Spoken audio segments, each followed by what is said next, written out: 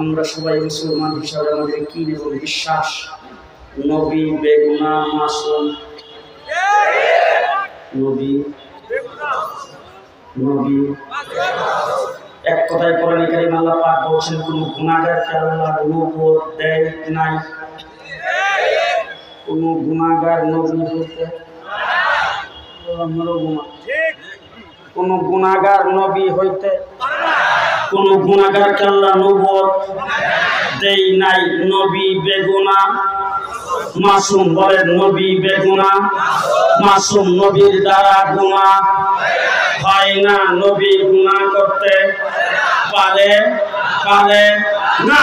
দৃষ্টান্তস্বরূপ বলতে চাই, আপনি আমাদের ঘরে মাসুম আসেন না? মাসুম আসে না? ছোট বাচ্চারা কি বলে? মাসুম। সে যদি গ্লাস ভাঙিয়ে ফেলায় সে কি অন্যায় করেছে? জি। টেবিলের কাজ ভাঙিয়ে ফেলছে, অন্যায় করছে? পানি ফেলাই দিচ্ছে, অন্যায় করছে? তাহলে আপনার ঘরের ছোট বাচ্চা বেগুনা মাসুম, সে যদি কোন খারাপ কাজ করে, সে যদি কোনো ভুল করে, সেটা যদি আপনার কাছে অন্যায় না হয়, নবীও বেগুনা মাসুম, আমাদের দৃষ্টিতে যদি কোনো অন্যায় দেখি সেটা অন্যায় হয় না।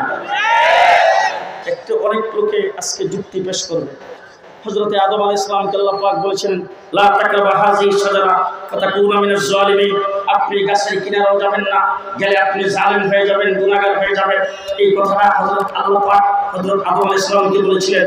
আদম আলাইহিস সালাম গাছের কিনারে গেছেন, গুনাহ খাইছেন, তাহলে আমাদেরটা কি বলবেন? আমি আপনাদের জিজ্ঞেস করতে চাই, গুনাহ এবং নেক এই দুইটা জায়গা কি ব্যস্ত না দুনিয়া? বলেন বলেন বলেন। আপনি কোনো কাজ করলে সওয়াব হবে, সেটা দুনিয়া। আপনি কোনো কাজ করলে গুনাহ হবে, সেটা দুনিয়া না জান্নাত? জি। হ্যাঁ, যদি কোনো কাজ করেন সেই কাজটা যদি খারাপ হয় গুনাহ হবে, সেটা কোন জায়গায়? দুনিয়া। যদি কোনো কাজ করেন কাজটা যদি ভালো হয় সওয়াব হবে, এটা কোন জায়গায়? জি। জান্নাতের সওয়াব নাই, গুনাহ জান্নাতের সওয়াব নাই, গুনাহ নাই। তো হযরত আদম আলাইহিস সালাম গন্ধম খাইছে, এটা কি জান্নাতে না ঢাকায়? কোন জায়গায়? জি। এবার আপনারা বলুন তো, দিকে আদম আলাইহিস সালাম গুনাহ করছে? গুনাহ করছে? জি।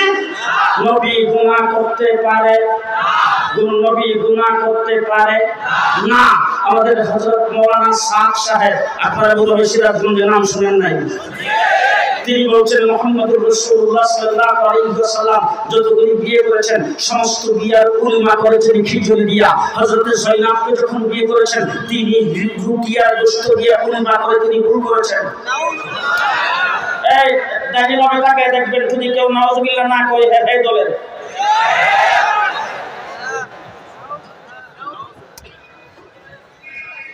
লক্ষ্য রাখুন, মাওলানা সাদ সাহেব বলছেন হযরত মুসা আলাইহিস সালাম তৌহিদ কিতাব পড়ার জন্য আল্লাহর ডাকে সাড়া দিয়ে তিনি তুহে তুরে গিয়েছেন। সেখানে যাওয়ার পরে তিনি 30 দিনের জায়গায় 40 দিন থাকছেন, তিনি ভুল করেছেন।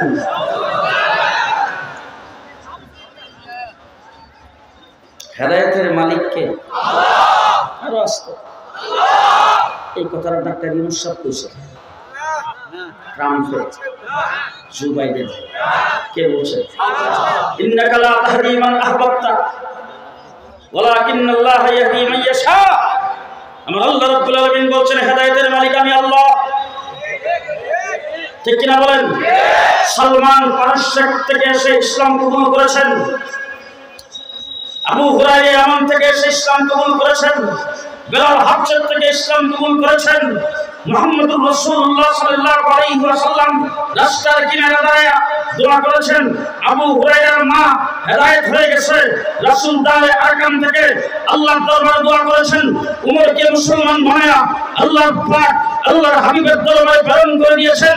কিন্তু আপন চাচা যিনি লালন পালন করেছেন, আদর করেছেন, ইসলাম করেছেন, খানা খাওয়াইছেন, কুসুম করেছেন, সেই চাচা ইন্তেকালের আগ মুহূর্ত পর্যন্ত রাসূল চেষ্টা করেছেন, চাচা কালিমা পড়তে পারে নাই। আবু তালেব কালিমা না পড়ে দুনিয়া থেকে চলে গেছেন।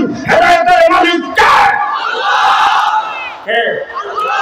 মাওলানা সাদ বলছেন হেদায়েতের মালিক আল্লাহ না? এর ভিতরে ফাঁকে ফাঁকে কিছু লোক বসা আছে, নাউযুবিল্লাহ, আওয়াজ জোরে আল্লাহ।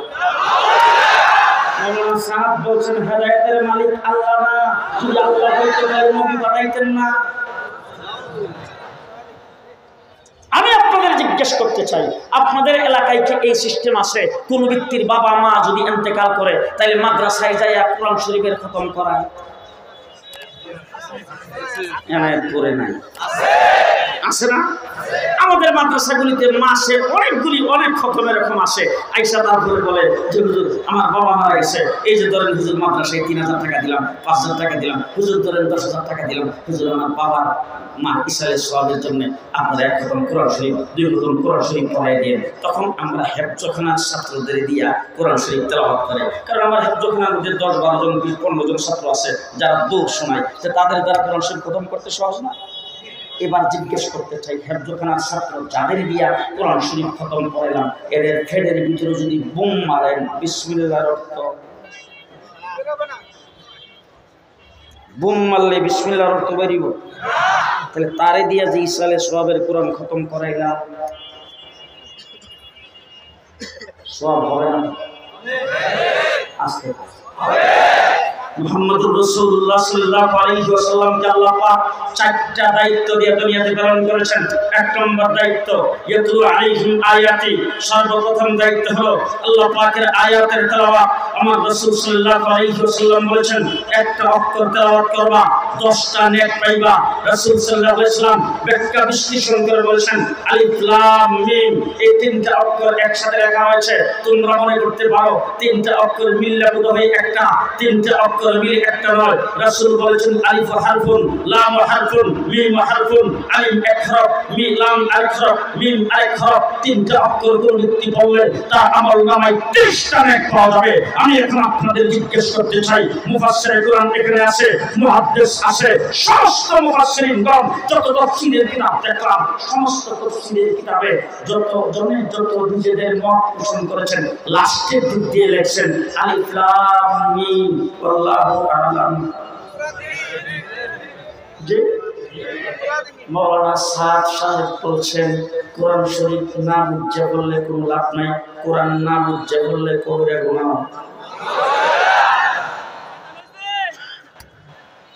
কি ঘটনা, কি ঘটনা! গোটা পৃথিবীর বাতিল শক্তি মুসলমানদের মক্তব শিক্ষাকে বন্ধ করার জন্য কিন্ডারগার্টেন সিস্টেম চালু করেছে। সকালবেলা উঠে সাবাহি মক্তব, এই টাইমে কিন্ডারগার্টেন। মাওলানা সাহেব তাদের দ্বারা পরিচিত। আমি জিজ্ঞেস করতে চাই, গোটা বাংলাদেশে একটাই ডিপার্টমেন্ট, একটাই প্ল্যাটফর্ম, কওমি মাদ্রাসা।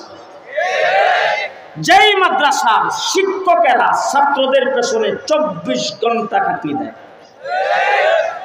আপনাদের এখানে কলেজে কি মাগরিবের পরে ক্লাস হয়? প্রাইমারিতে হয়, হাই স্কুলে, জি, কিন্ডারগার্টেনে। আধুনিক শিক্ষা যত আধুনিক হোক না কেন, আজ পর্যন্ত কোনোদিন মাগরিবের পরে কোথাও ক্লাস হয় না। ঠিক কিনা বলেন? ঠিক কিনা বলেন? আমার মাদ্রাসায় যায় দেখেন মাগরিবের পরে জি, এশার পরে, শেষ রাত্রে, এই শেষ রাত্রে আর এশার পরে মধ্যখানের যে সময়টা, এই সময়টা হেফজখানার ছাত্রদের সাথে হেফজখানার শিক্ষক, মক্তবের ছাত্রদের সাথে মক্তবের শিক্ষক, কিতাবখানার ছাত্রদের সাথে কিতাবখানার শিক্ষক। ছাত্ররা ঘুমায় গেছে, সেখানে শিক্ষক ডিউটি করে। ঠিক কিনা বলেন? একমাত্র শিক্ষা, একমাত্র বিদ্যালয়, একমাত্র শিক্ষার প্ল্যাটফর্ম কওমি মাদ্রাসা। 24 ঘন্টা ছাত্র ছাত্রীদের পেছনে শিক্ষক ডিউটি করে, শিক্ষক দায়িত্ব পালন করে, মসজিদ ইমামতি করে, 5 ওয়াক্ত নামাজ পড়ায়। বাকি কোনো কাজ করা তার জন্য যেন মানে তার কাজের মধ্যে রুটিনেই নাই। তার কারণ হলো ফজরের নামাজ পড়াইছে, ফজরের নামাজের পরে এরপরে পড়াবে মক্তব, তারপরে আবার দ্বীনি দায়িত্ব আছে, মাদ্রাসায় পড়ায়, এরপরে আবার যে জোহরের নামাজ টাইম মতো যাইতে হবে, নাইলে আবার সমস্যা, টাইম মতো নামাজ পড়াবেন। একমাত্র ইমাম সাহেবরা যে টাইম মেইনটেইন করে সেটা বাংলাদেশে আর কেউ করে না। মুহাম্মদুর রাসূলুল্লাহ সাল্লাল্লাহু আলাইহি ওয়াসাল্লাম ওলামায়ে এখানে আছে। আমি তো আসলে ছোট মানুষ।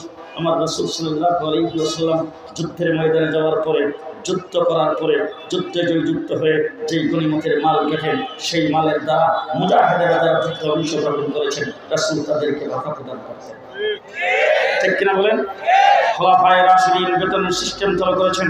চারু মাযহাবের ইমাম মসজিদে ইমামতি করে, মাদ্রাসায় পড়ায়া, যেহেতু তার সুগুল এইটা, যেহেতু তার কাজ এইটা, 24 ঘন্টা সে এখানে খাটাখাটনি করবে। এখন তার সংসার চলতে হবে, তার ছেলে মেয়ে রাখায় থাকতে হবে। এই জন্য বাধা সিস্টেম জায়েজ করে তারা প্রত্যেক ইমাম সাহেবরা সেই বাধা সিস্টেম চালু করেছেন। আমাদের মৌলানা সাদ সাহেব বলছেন, মসজিদে ইমামতি করে, মাদ্রাসায় পড়ায়া যদি কেউ বেতন নেয়, সে বেতনটা হলো বেশ্যার উপার্জনের চাইতেও খারাপ। ঘটনা কি? 2017 সালে আল্লামা আহমদ শফী রাহমাতুল্লাহ আলাইহির নেতৃত্বে বাংলাদেশের সমস্ত ওলামায়ে ঐক্যবদ্ধ হয়ে মৌলানা সাদ সম্পর্কে বলেছেন, সব দুনিয়া তারু সাইদা তারুন্না। আমার বন্ধুগণ, তারা টঙ্গীর মাঠকে রক্তে রঞ্জিত করেছে। টঙ্গীর মাঠে তাবলীগী এবং ছাত্র জনতার উপর আক্রমণ করে রক্তাক্ত করেছে। তারা 2 জনকে হত্যা করেছে। আজকে গত আওয়ামী লীগ সরকার তাদেরকে লালন করেছে। কাকরাইল মসজিদে তাদেরকে 2 দিনের জন্য দিয়েছেন, আমাদেরকে বাধ্য করেছে। টঙ্গী ইজতেমার মাঠে তাদেরকে 2য় পর্ব দিয়ে আসতে। এখন তারা বাইতুল মুকাররমের সামনে সমাবেশ করেছে, মানববন্ধন করেছে, প্রেস ক্লাবের সামনে আমাদেরকে গালি দিয়েছে, আমরা পাকিস্তানি রাজাকার। আওয়ামী লীগ সরকারকে বলেছে, আমরা আপনাদের সাথে আছি। গোপন সূত্রে আমার কাছে খবর আছে, তারা যাইয়া লেডি প্রধানমন্ত্রী বলছেন 40 লাখ ডলার আছে আমাদের, সব নৌকা। আজকে যখন আওয়ামী লীগ সরকার আমাদের লাঠি ডান্ডার বাড়ি খেয়ে দেশ থেকে যে উৎখাত হয়েছে, তাদেরকে যখন আমরা বিদায় করেছি, এখন অন্তর্বর্তীকালীন সরকার কাছে দেখো, এরা হইল আওয়ামী লীগের দল, আমরা হইলাম খাঁটি আওয়ামী বিরোধী। অনেক ষড়যন্ত্র হচ্ছে এবং এই ষড়যন্ত্র ভারতে বসে হাসিনা তার পেছনে আছে। অন্তর্বর্তীকালীন সরকারকে বলবো, শেখ হাসিনা যত ষড়যন্ত্র বাংলাদেশের বিরুদ্ধে, অন্তর্বর্তীকালীন সরকারের বিরুদ্ধে করবে, তার মধ্যে একটা হলো সাদিয়ানি ফেতনার ষড়যন্ত্র। সুতরাং তাদের ইজতেমা টঙ্গীর মাঠে হতে পারে না, কাকরাইল মসজিদে তারা তাবলীগ করতে পারে না, বাংলাদেশের কোন মসজিদে তাদের তাবলীগ চলতে পারে না। আপনারা কি একমত? আপনারা কি একমত?